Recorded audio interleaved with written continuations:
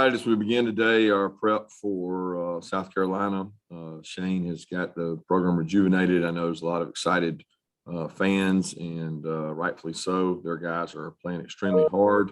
First two games of the season, been able to watch those guys really compete and grow. Looks like a lot of new faces from last year.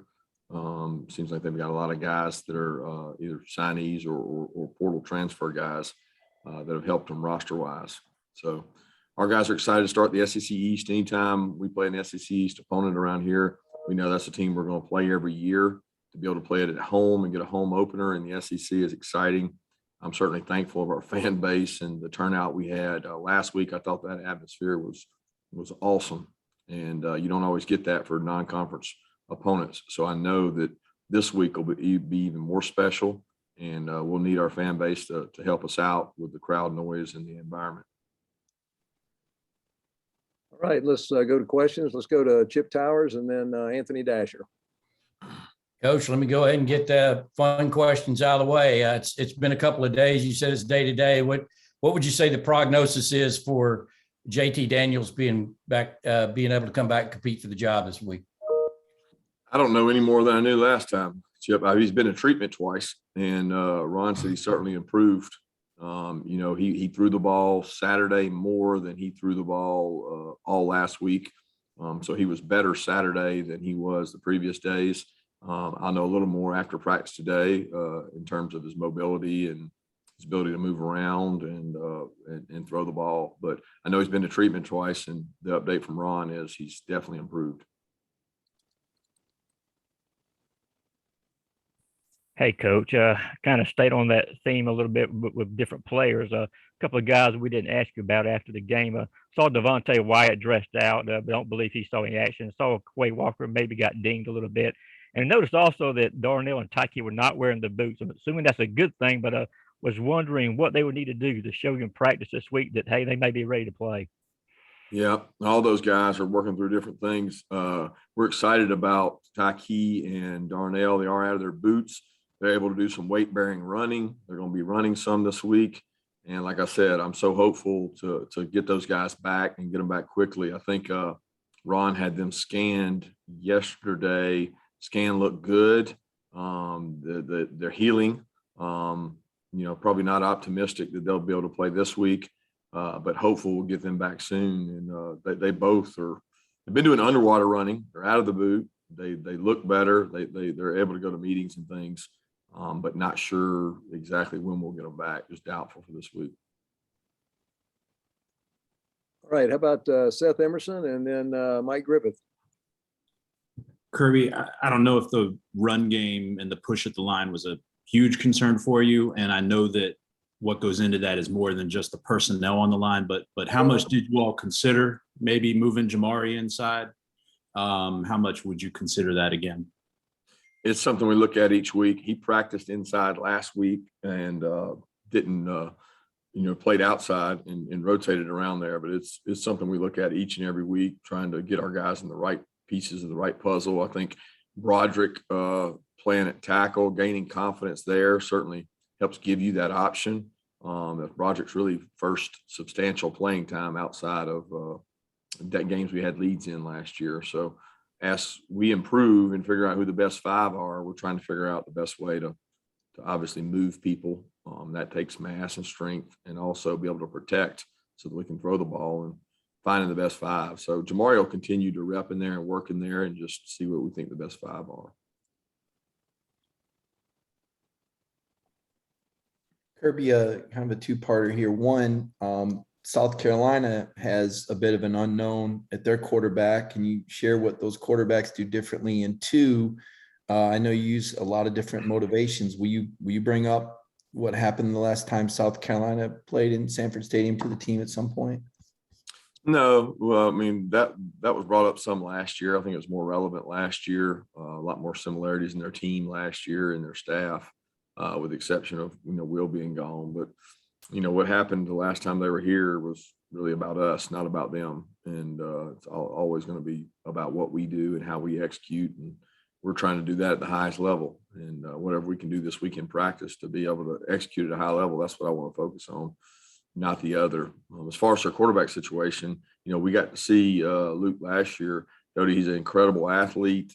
He creates problems in terms of extending plays. He's a really good athlete, and he moved the pocket around against us last year in a different offense, but a good athlete. And, my man down the road right here, Zeb's done a good job. He's come in and played really well. It was interesting. I'm good friends with his dad, and getting to watch him play in those first 2 games was just unique because he played really well. And I'm like, this guy, was a GA, and he jumped in and played quarterback and played winning football, made good decisions, made good throws, and got to be pretty cool for him to get an opportunity to play at an SEC program after going into being a GA, and they use other guys at quarterback as well. And they do a good job changing it up, trying to give you a change of pace at that position. All right, let's go to Mark Weiser and then Jake Rowe. Kirby, how long has JT been dealing with, I guess, the oblique injury? And is it something you understand like might linger, or what's the approach to handle that?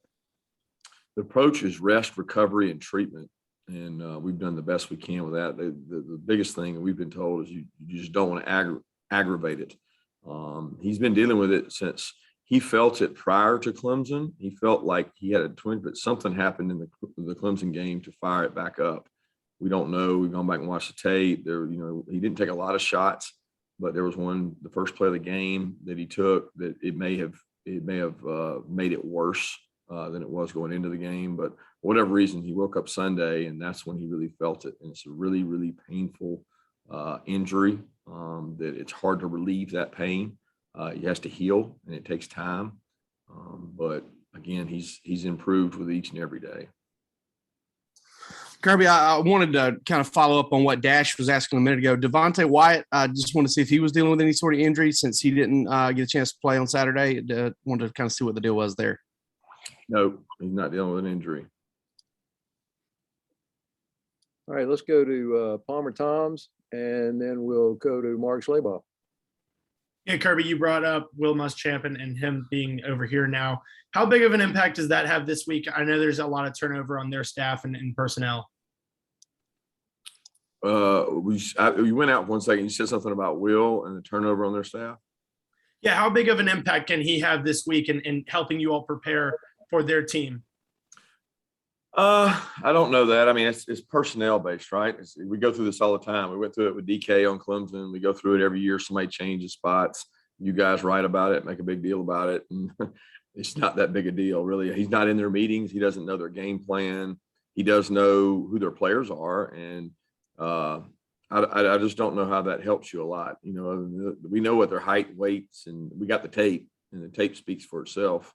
He just might know more about them in terms of what strengths and weaknesses there are. So we always do personnel with somebody that knows other teams, and we get the personnel information. But at the end of the day, I think some of these kids can improve and get better, and they're a year older, so you don't always know exactly what they're like.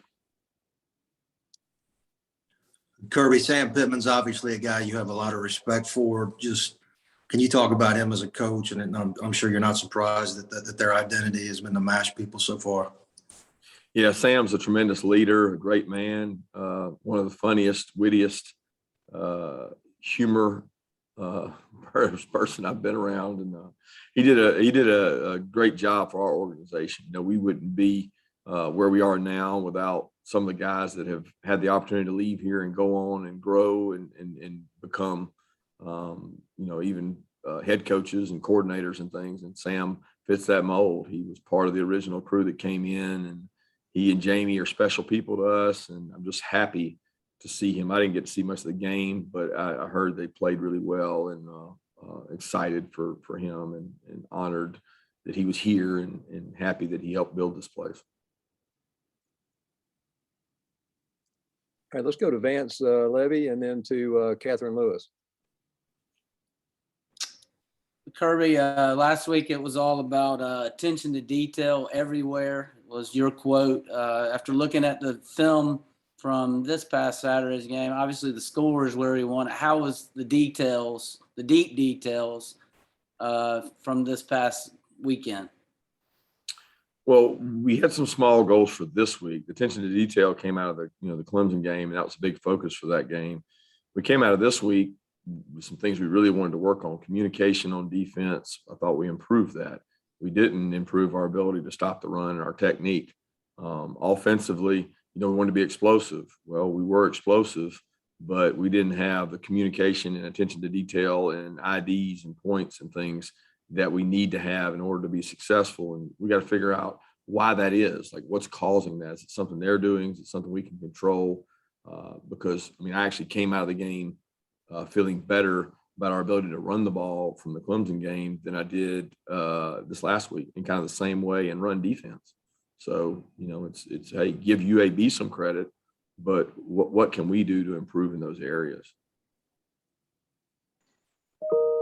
Hey, Coach, I wanted to ask you about Coach Beamer and kind of how well did you get to know him while he worked with you as an assistant coach? And I know you have plenty of experience with it, but is it any different to coach against someone that you worked so closely with formerly?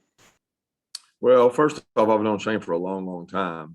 We were around the same age and kind of grew up as GAs and things together. And he interviewed with Nick one time a long time ago. We got to be friends, and we've always been close ever since. Got a lot of respect for his family and his dad. And, we both have been around Lake Oconee in the summers and always spent time together. So his family is friends of our family, and happy and excited for him to get the opportunity he's gotten at South Carolina.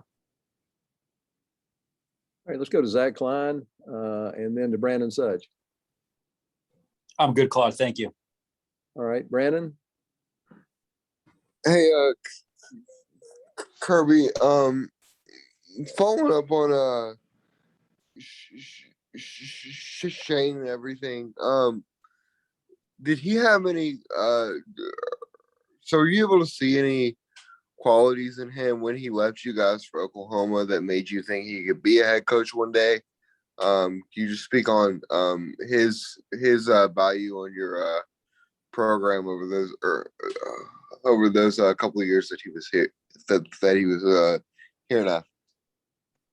Yeah, he was part of our original staff, like Sam was, and he's a guy that's always had good leadership skills. He ran most of our special teams. We divided them up a couple of years, but he ran most of our special teams while he was here. He's always had leadership qualities that would make a good head coach. And I think he took the job at Oklahoma so he'd get an opportunity like this. And that's what he's done. Let's go to Jed May and then Connor Riley. Hey, Kirby, one more Shane Beamer question. I wanted to ask you about him, I guess, as a recruiter when he was here with y'all. Just what kind of asset was he on the recruiting trail for y'all? And, are there any guys on this team now that, you feel he really helped land for you guys?